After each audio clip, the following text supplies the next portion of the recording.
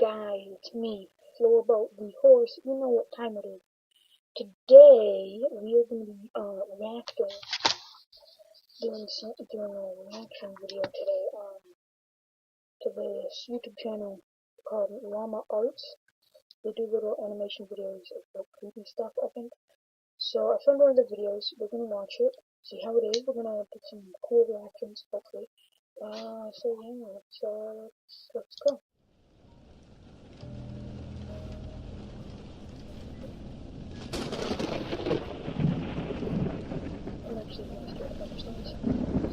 In the year 2009, I was spending a weekend with my uncle on his ranch when my parents were renovating the new house we had just bought. It was my second night there, a Saturday, and it happened to be during one of the biggest thunderstorms of the year. I'd say there were at least 3 crashes of thunder and lightning per minute. And we were in the heart of the storm, because the thunder would crash not even a second after the lightning would. I always enjoyed listening to storms while laying in bed. So I stayed up a little later watching TV, just enjoying the ambiance. After the movie I was watching finally ended, I turned off the TV and tried to fall asleep.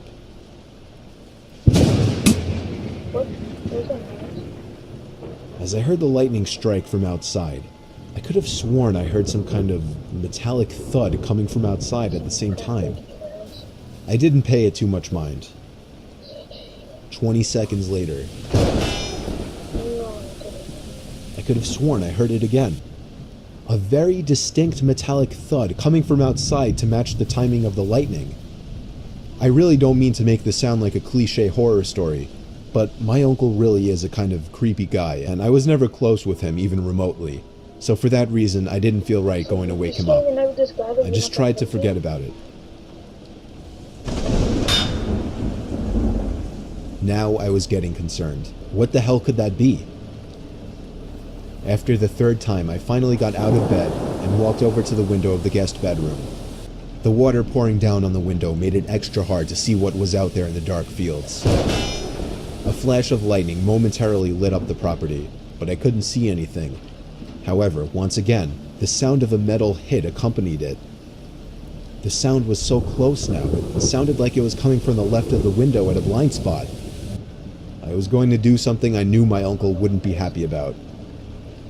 It would be a bit messy, but I was going to open the window and peer outside to see if I could see what the sound was. I unhooked the window lock and slid it up, and immediately the wind of the storm blew drops of rain into the room and onto me.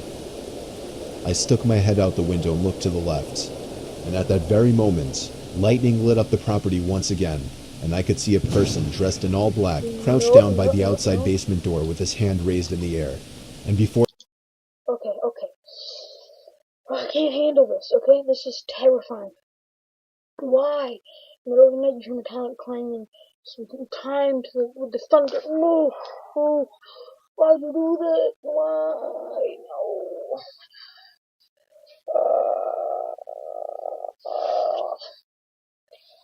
Oh my god. Okay, let's keep going. Before the sky went dark, I caught the briefest glimpse of what the sound was coming from. The person was bashing at the basement door lock. I pulled my head in and quietly shut the window, making sure to lock it. I was in a panic. I feared he might have seen or heard me. I ran back to bed and pretended to be asleep, facing away from the window. Lightning crashed once again, but this time there was no metallic thud. My heart must have dropped as I realized this. I just stayed put in bed for the longest time, hoping whoever was out there would go away. After maybe 3 more lightning crashes without any thuds accompanying them, I thought it would be safe to go tell my uncle. I turned to face the window and screamed. There was a figure, clear as day, standing at the window, looking in at me. I screamed, No. Oh my god, no.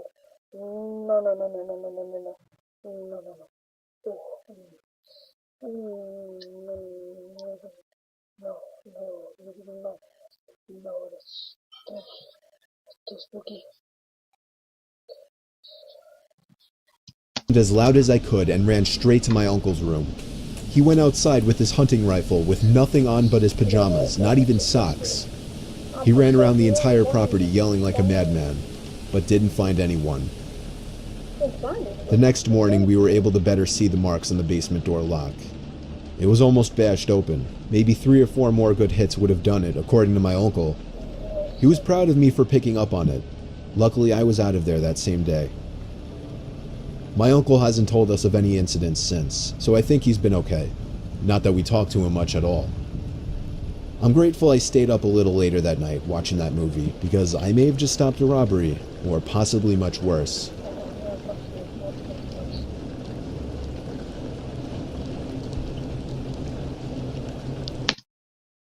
Okay, so, yeah. That was terrifying. So we're gonna watch one more of Llama Arts' video, and then we're gonna end it, okay? Okay, guys, that last one was super terrifying. My heart is still up. Oh, it's racing out of my chest here. Okay, so, let's watch this one. True Snowstorm Stories.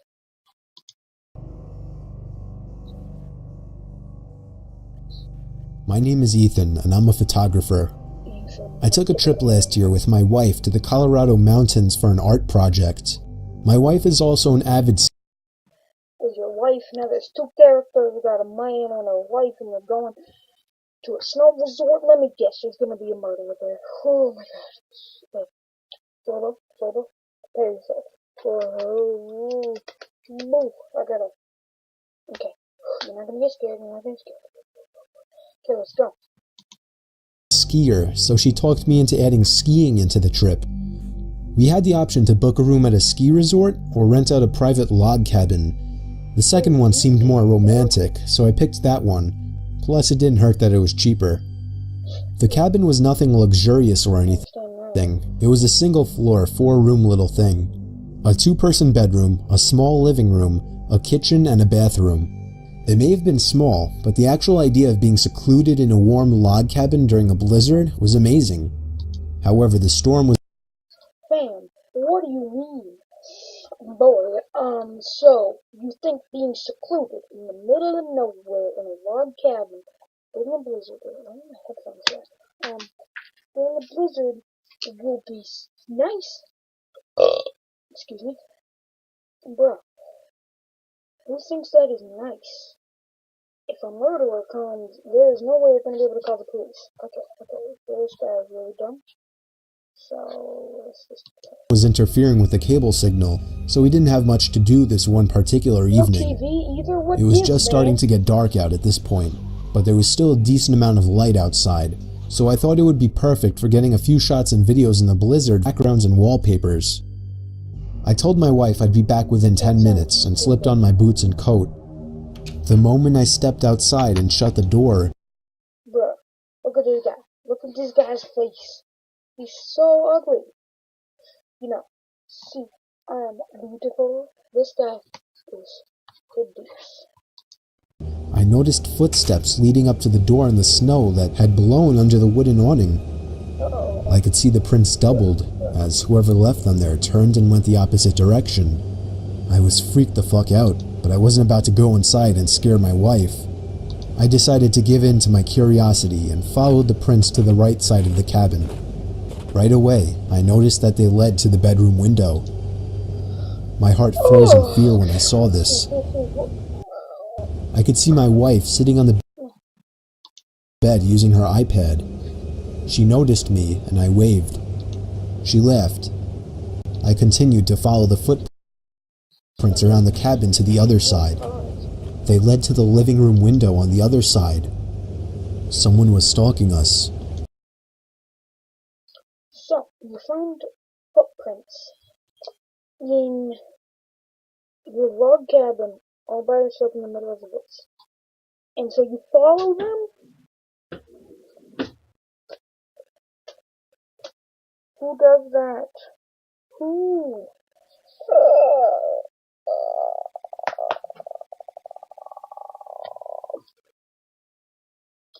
What you do is you find footprints, you go in and call the police.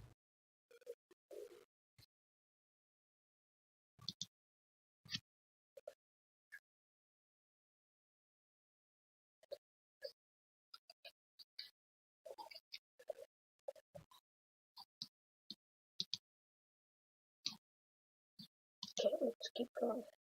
But how long ago was the question? I found myself standing there for a good minute asking myself if I should follow the footprints anymore. For whatever reason, I decided I would. What? They were now leading away from the cabin. I knew I was following the prints to where this person was going, not coming from, simply by the boot marks. I followed the prints away from the opening and into the trees. That was where I saw him. A man wearing a black coat facing a tree, slouched down looking at the ground. He was still as a statue, and I could see the snow piling up on his hood and shoulders. I froze in my tracks, trying not to make a sound. I would have thought to ask him if he needed help otherwise, but this guy was just standing there not doing anything, like some kind of deranged freak.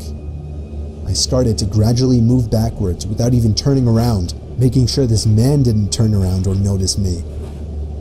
When I got at a visual distance, I turned around and stomped through the snow back to the cabin.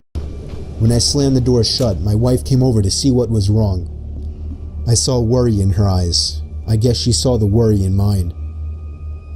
She knew I saw something, and after a few minutes of harassment, I finally told her what I saw.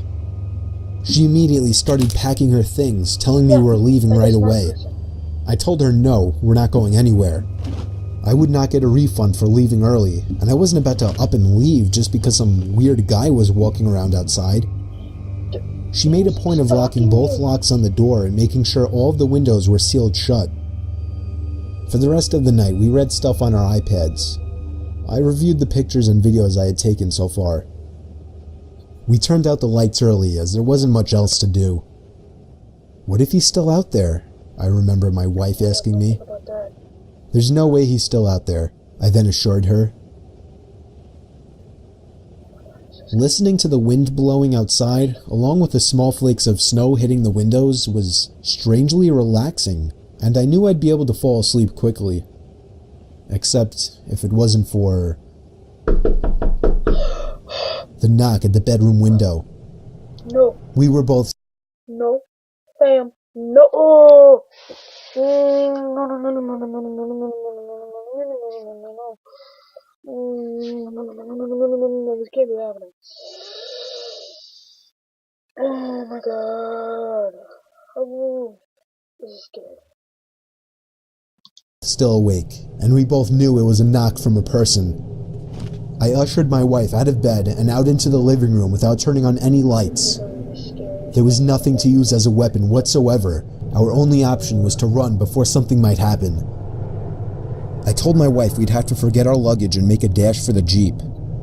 We slipped on our boots and coats in the dark in a matter of seconds, and when we heard a knock at the living room window from the opposite side of our car, we took that opportunity to run. I pressed the unlock button, so grateful I chose to have remote locks on my Wrangler, and we hopped in. The car started with ease, and as soon as the headlights flashed on, the man was standing facing the log cabin on our side now. Not a window, just facing the wall of the cabin in the same position I had seen him in earlier, as if he were hiding his face. We drove to the nearby ski resort without much trouble in the Jeep. We stayed there for the night and went back the next day to the log cabin to collect our things we left behind. He wasn't there.